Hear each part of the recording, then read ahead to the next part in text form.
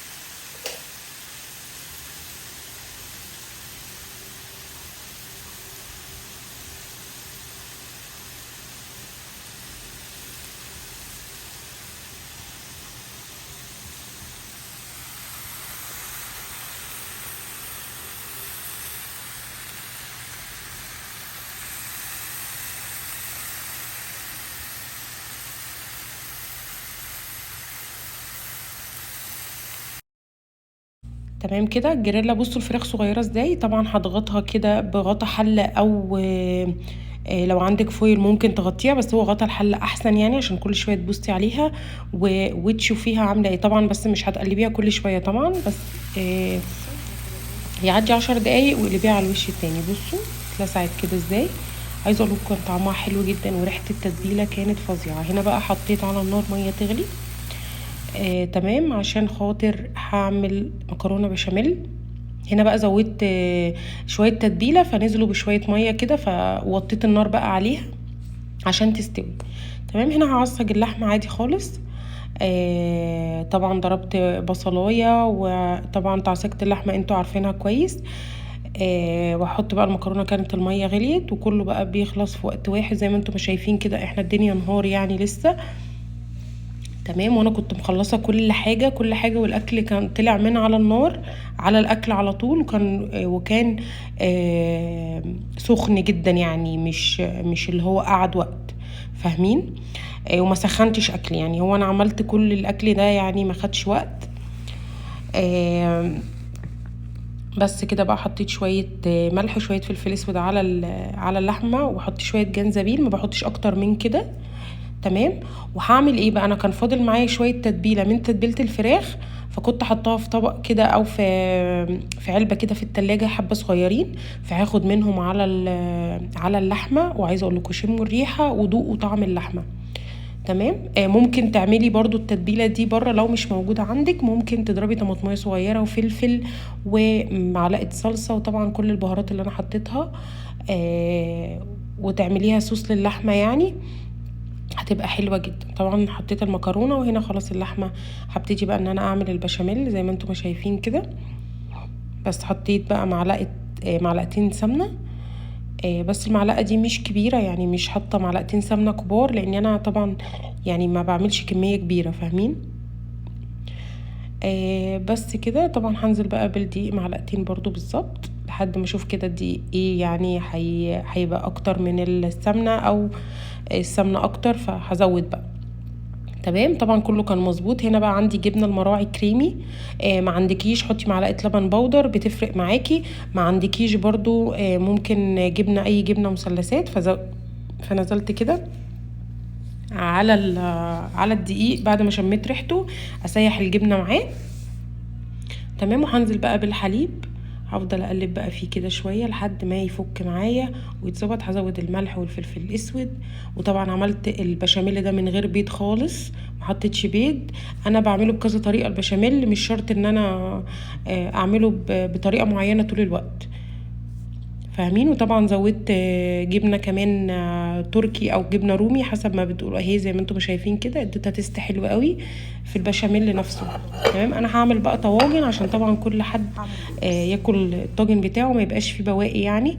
وعايزه اقول لكم ان الطواجن دي مش كبيره قوي، فوجبه حلوه قوي الفرد كبير. تمام. فكده يعني كانت شكلها اشيك واحسن يعني، فاهمين قصدي؟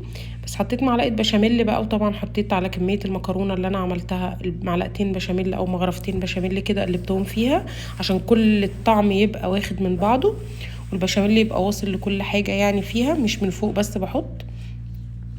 تمام. وحطيت اللحمه وحطيت المكرونه زي ما انتم شايفين كده. هي ما بتاخدش اي يعني، الطواجن ما بتاخدش كميه مكرونه كبيره. وبعدين انا ما بكبس الطاجن قوي يعني، ما بخلوش مكبوس مكرونه وكده، بيبقى احسن، يبقى خفيف احسن، وبيبقى كريمي كده وطعمها حلو وجوسي كده. والبشاميل كمان ما يبقاش تقيل عجينه، لا يعني خليه خفيف. بس هكمل بقى باقي الطاجن ده برضو هعمله كمان بنفس الطريقه كده. تمام. اهو زي ما انتم شايفين انا باخد بطرف المعلقه، والمعلقه دي مش كبيره قوي يعني، بسيطه، وبوزع كده وبزود بقى المكرونه، وبحط برضو البشاميل لنفس الوضع. برضو انت حابه تحطي جبنه من فوق، جبنه موتزاريلا، جبنه شيدر، براحتك خالص. عندك كريمه طهي حطي في البشاميل برضو، دي حاجه ذوقيه ليكي براحتك. انا طبعا يعني لما بيبقى ما عنديش حاجه معينه دخلتهم الفرن اهو. مش شرط ان انا يعني اقف، لا مش هعمل، ولا مش عارفه يعني ما عنديش فمش هعمل فكده، لا بتصرف، بحاول اخلص يعني انجز نفسي. بصوا الفراخ كانت حلوه جدا جدا جدا. فضل بقى طبعا شويه تتبيله، قطعت بصل وحشوي الخضار دوت على الجريلا برضو زي ما هي كده. طبعا مكان الفراخ عايزه اقول لكم طعم الشوي كان طعم طعم طعم، والخضار ده انا اكلته. وهنا بقى عشان طبعا تاخد طعم الفحم، فهعمل ايه؟ عملت فحمايه وهحط شويه من الخلطه، وهقفل بقى كده عليه وهسيبها.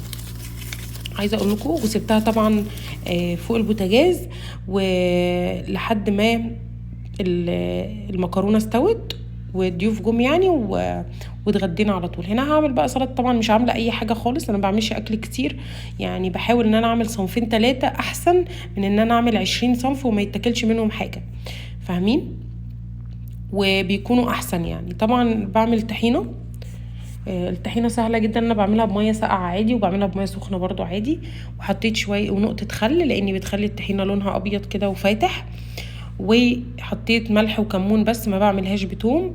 حابه تعمليها بتوم براحتك، بس انا حبيت ان انا اعملها من غير توم الطحينه بالذات. وهنا ده بديل الليمون، بيدي طعم تيست الليمون حلو قوي. تمام، هنا خلصنا الطحينه خلاص وسمكها كان حلو جدا.